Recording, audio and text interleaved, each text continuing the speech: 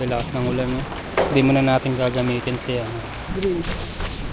Hindi muna natin siya gagamitin, guys. Kaya hindi muna siya lakas ng ulan.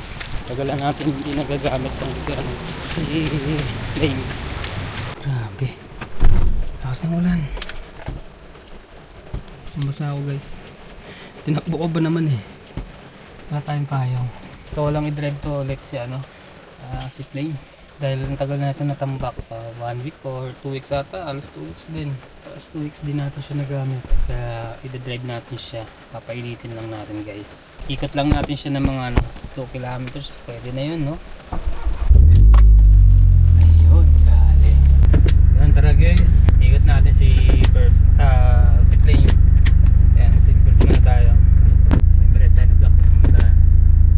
Namiss ko i-drive to si Plane. Para hindi mapanis yung gas, guys. Kaya natin iniikot. Tsaka umuulan din. Kaya hindi natin magamit si Bertie. So wala rin tayong magawa. Kaya ginamit natin to. Baka mamaya magtampo sa atin. Ito ko sana mag sound trip eh. Kaso baka mamaya makapiright tayo. Itong si Plane, guys. Bago natin nakuha si Bertie. Araw-araw natin itong ginagamit. Pag papasok sa trabaho. Eh kaso hindi na natin siya ginagamit gawa ng syempre malakas sa gas. Hindi naman siya malakas sa gas, I mean syempre daily mo gagamitin tapos kotse, medyo masakit talaga sa bulsa. So yun, guys, dito na tayo ulit sa parking. Ayan, pa-parking na ulit natin si Plane. Alright, ganun lang, ikot lang natin siya ng mga 3 kilometer. Ganun dapat, diba? Pahalagahan lang natin yung mga gamit natin. Sabi mo, dati pangarap ko lang din to. Karoon ako ng sasakyan, karoon ako ng motor.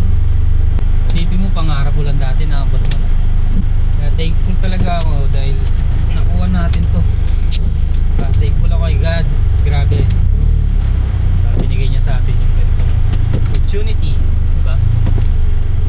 Kaya ikaw ang nanonood dyan, sa galingan mo lang palagi. Walang imposible, maniwala ka lang, tapos galingan mo lang, sipagan mo lang, focus ka lang sa buhay. Ganun lang naman palagi. Tinatamad ka, mag-vision ka ng mga pangarap mo.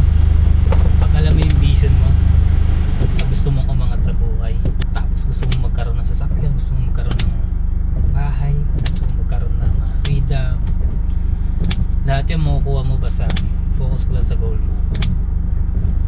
Yan lang naman lagi kong ginagawa eh. Focus lang tayo sa goal natin.